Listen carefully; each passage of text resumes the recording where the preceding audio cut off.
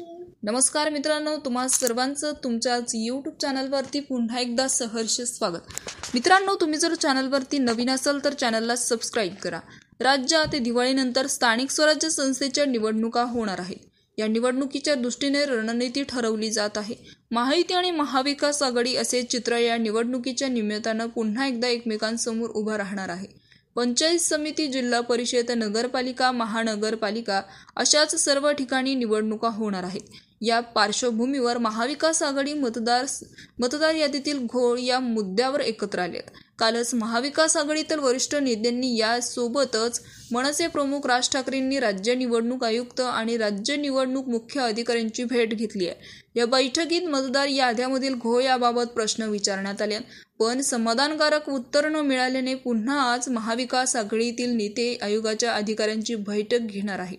पण या भेटीसाठी राष्ट्रवादी काँग्रेस पक्ष, शरदचंद्र पवार पक्षाचे अध्यक्ष शरद पवार हे येणार नाहीत.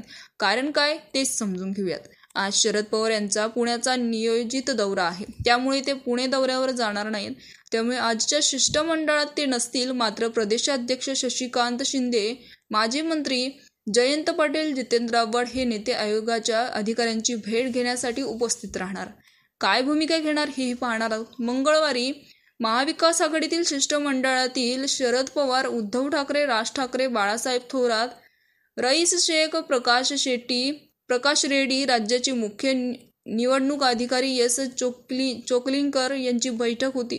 मंगळवारी चर्चा अपुरी राहिल्यामुळे आज पुन्हा मुख्य निवडणूक अधिकारी आणि राज्य निवडणूक अधिकाऱ्यांसोबत बैठक होणार आहे.